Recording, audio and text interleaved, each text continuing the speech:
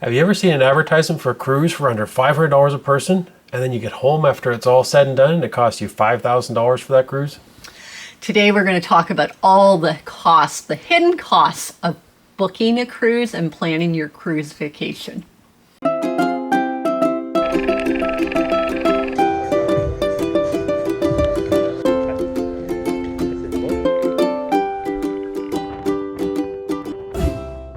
We always find that people that have never been on a cruise have the perception that a cruise vacation is expensive. And it can be. And so what we have found is that we can do it affordably, but you have to find out ways to get around all those hidden costs that you're going to come across from the time you book all the way until you get home. Right. So today we're going to break it down for you and talk to you about all the costs from booking all the way to the end of your cruise vacation. Exactly. So let's get down to it. So first of all, you've found that cruise you want to book. You've seen that piece in the local website or wherever you've come across your cruise vacation idea, and you see that sticker price, I call it. Mm-hmm. It looks like recently we saw one just. I got one yesterday for $149. But when you went all the way through to see what the cruise is going to cost and book it that day, it was almost $1,000. Exactly. So a lot of times you'll see, here's the price of the cruise, but applicable taxes and fees are also on top of that. But we're not talking about additional fees as in, sales tax. No. Those port taxes, those port fees, all those extras could easily be double, triple the cost of the actual cruise itself. Yeah, they add up. So be careful. When you are booking and you're pricing cruises, don't go by what we call that sticker price. That's the first price you come across when you're looking at different vacation options. Mm-hmm. Go all the way through the process. Try choosing a cabin. Try choosing even what date you want to go on the cruise. Some cruises are priced from $199. You find out other cruises for that exact same itinerary are different prices. That's right. So go through all the way through the process till you get just before we have to finally put in your information for who you are and pay and see what the total price is going to be, because that's really the true cost of booking that cruise to begin with. Yeah, with the deal that I saw yesterday, $149 got you on the ship. They picked the room. They picked where on the ship it was, all of that sort of thing. Yeah, so that's one thing in that beginning process when you're starting to figure out what cruise you're booking, you're trying to choose cabin type, and even all cabin types aren't created equally. What I would call will be a hidden expense if you're thinking that, okay, I'm going to book a balcony cabin. I'm going to have a really nice, cruise. And then finding out that base price for that base cabin is actually an obstructed balcony at the very end of the ship where the view is terrible and the motion's really bad if you have any type of weather. Right. So as soon as you try to move to the middle of the ship, get an unobstructed balcony, and all of a sudden get to a floor that you want, then all those little changes cost more money. Higher and higher. So yeah, that's one thing to watch out for, is that booking the base price, and there's also those add-ons. Cruise lines may want to include flights. They may even want to include hotels. They may want you to prepay for gratuities or even book a whole package that includes drinks and tips and all that stuff. So all that can add to that base price that you see when you first start pricing your cruise vacation. For sure. So that's the first layer of hidden costs that you need to watch out for. And I guess our tips in surviving that is know what you want going in. You want an inside cabin, and then say you don't care where it is in the ship, you just want to get away.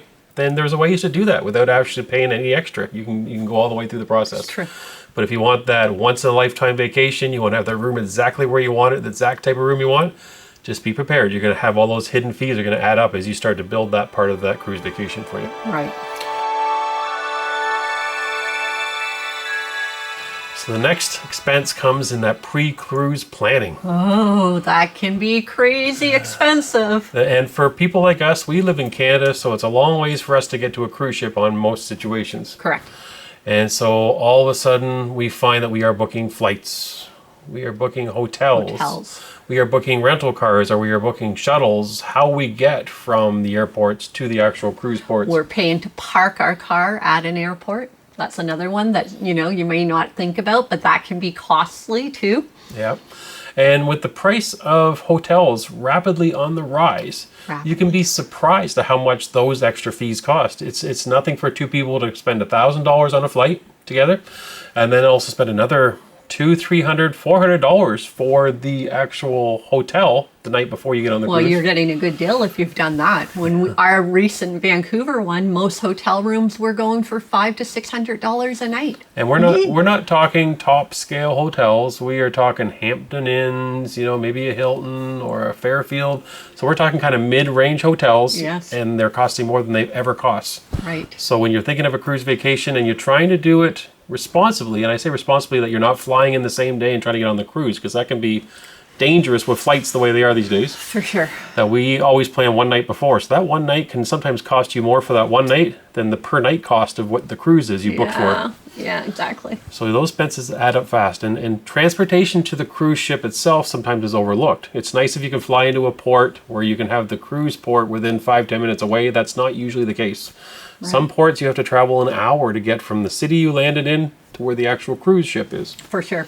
So there you're paying for either a rental car with a drop off at a spot different than where you picked it up, which costs more than usual. Or you're paying a shuttle company to shuttle you there. You might be shuttled with 30 other people squeezed into a van. We've done that before. Right.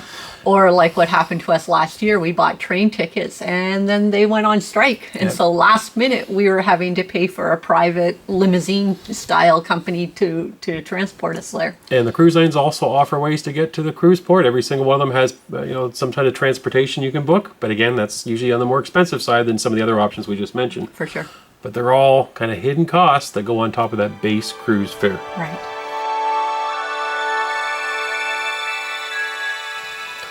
So the next thing is now you've finally gotten to the ship. Yay! You're there, the cruise vacation begins. Yay! You must have paid all the hidden costs by now because you're finally at the spot, right? Not the case. Not always. So as soon as you get on the ship, sometimes there's things that you need to book right away. On some cruise lines, they have cabanas or outdoor areas that you can book as an added feature to kind of get away from the crowds. Not necessary, but if you want to have a luxury, quiet spot, then it's a lovely little perk that a lot of cruise lines offer that you may choose to purchase. Definitely not necessary. Yes, and then there's also specialty dining. Sometimes you may pay for that ahead of time, and you may also have some of that included in whatever package you booked in the first place. But if you're getting on board and trying to coordinate what you're going to do for dining and choose a couple extra nights at a nice restaurant, those cost extra as well. And depending on the cruise line you book with, some charge you for sort of entertainment, amusement type things. So I'm talking go-karts, bowling on board. Even some cruise lines charge for you to use their water slides. Yes, and all cruise lines are different for all those things. So that's not all cruise lines. Some of those things are free. Some of them charge for them, and there's a lot of free, which are the things that are included in your cruise fare, is what I mean by free. Right. That, like, for example, main dining room buffet, but some of those even have upcharges. You can go to the main dining room and have an upcharge for lobster, for example, or a better steak. Yes. You can even go to specialty dining now on some cruise lines and have an upcharge on top of the fee for the specialty dining. True. So those are more hidden costs that are buried in. So more examples if you try to go all out, then it costs a lot more money. And then on top of that, there's other things that you may book when you get on board. You get on board and realize you need internet to stay in touch with family at home. Or post on social media your latest cruise vacation pictures. For sure. So that costs more. It does. And sometimes you can get that included in a package. Sometimes you pay before. But once you get on board, that's kind of that moment where you're going to have to book it or not book it if you don't have it. And some people get on board, they don't book it right away, and they pay for it partway through the cruise. But sometimes that can be more expensive or less expensive depending on the cruise line. So what we're really saying is you have to do your research. Yes. All these things they're hidden costs because if you're first cruising, you may not know about them. But if you're an experienced cruiser, you start to price these things out and kind of factor them into the cost of your cruise. Right. Because internet's not the same across all the cruise lines. Some cruise ships may charge you upwards of $200-300 for a week's worth of internet for two people. Wow. Some, that same internet package may cost you $100-150. Yeah. So the prices are variable, and you need to do your research. If there's some of those things you're thinking about adding onto your cruise experience, they are going to cost you more, and depending on the cruise line, it could be a lot more or less than one another. For sure.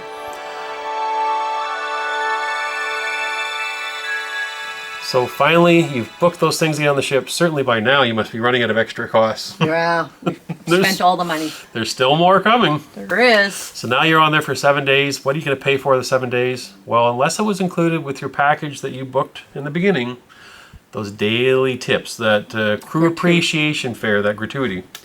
Most cruise lines, at the time we're doing this video, are somewhere in the range $15, $16 per person per day American. Yeah, some are charging $20. And one thing to note too is that depending on your cabin you book, you may be paying a higher rate. So when you're booking into a suite, you pay more than, say, someone who has booked in an interior room for those crew gratuities. Yeah, so you're thinking roughly, $30 a day, even for the basic gratuities for a couple. On a 7-day cruise, that's another $210 of expense on top of your cruise. And then on top of that, there are other things that are on a ship that cost money. One is shopping. Maybe someone wants some new diamonds. Maybe you want to pick up a souvenir for someone back home. Maybe you just want to go to the candy store and buy some Pringles. So, so there's lots of options. There's certainly not a shortage of spots you can spend money on the ship. No, there isn't. And also there is little extras that you can pay for, such as room service. Some cruise lines charge for room service. Some do. Some charge for some of the items on a room service menu. Some cruises will deliver you pizza anywhere on the ship, for example, if you use their app, but they'll charge you a fee for that. Right. And I think one of the other things when you're first getting on the ship to remember about little fees and taxes that are unexpected is a lot of them, when you're leaving that home port and you have an alcohol package where you believe you've prepaid all your drinks. Yes. There will be a charge because of the state or port you're leaving from, charges a certain rate that will be billed to you as well. So it's not a lot. You pay, sometimes you pay $10 for a drink, you may get charged 75 cents. Right. But if you're having 5, 6, 7 drinks as you're heading out of port, you can easily get some unexpected charges there real fast. So yeah, those are all little things that you can get charged for while you're actually on the ship over the 7 days. For sure. And I think one of the big ones that costs a lot of money is you're going places on the ship. Unless you're going somewhere like a transatlantic and not stopping, you're going to ports. And so there are excursion expenses. For sure. And it doesn't matter how you do it, whether you're going to pay for the ship excursion or whether you're going to get off and book your own, it's going to cost extra money. That's right. And depending on what you want to do, depends on what that fee is. We saw some excursions on our Alaska cruise that were like in the hundreds, like $750 for a helicopter ride, that sort of thing. Yes, and even if you just get off in the port and you want to just get a taxi or a local tour, it's still going to cost you some money. And a lot of times those expenses are cash expenses. Right. That you need to have cash in your pocket, and it's not something you can charge to your ship card or put on your credit card. So you have to factor that in as well. So keep in mind that excursions are going to cost more money because you're going to want to do something when you get those ports. And it just adds to the whole bill. But it also adds to the fun.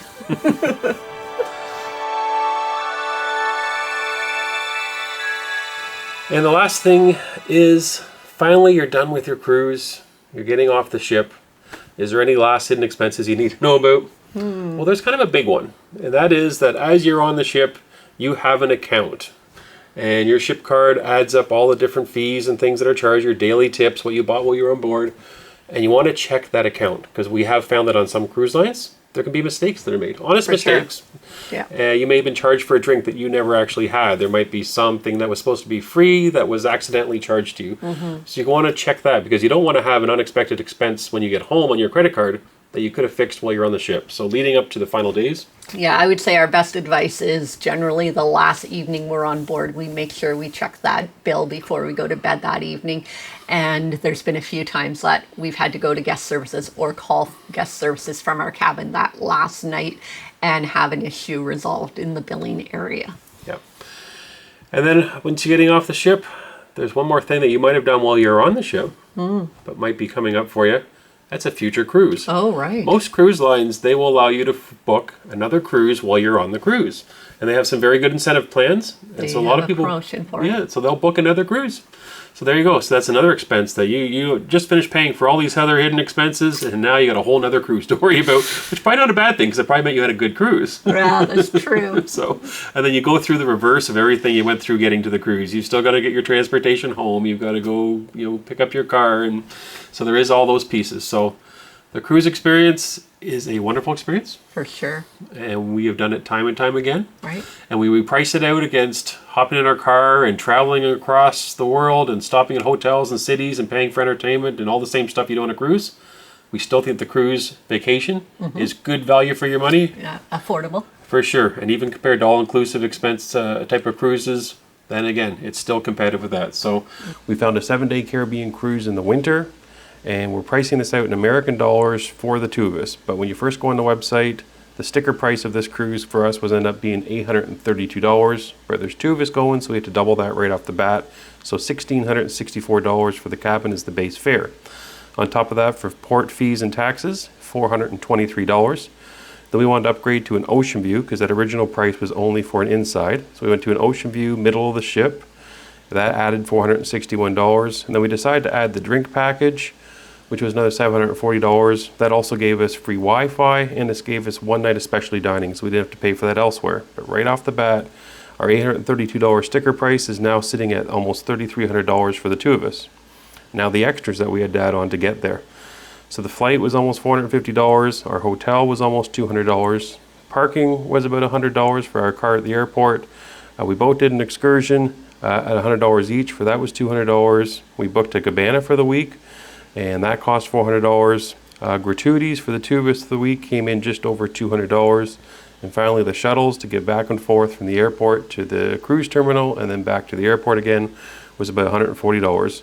So the grand total came in at being almost $5,000 exactly, and this was after the sticker price of $832. So $5,000 for a beautiful, this was a premium cruise line, this was drink package, this was cabana, this was doing it really, really well, and we could have done it a lot cheaper. We probably could have knocked almost $1,000 off by doing a cheaper cabin, not doing the cabana, not doing excursion, but still, you can see how quickly that base price gets up almost to $5,000 when it started below $1,000.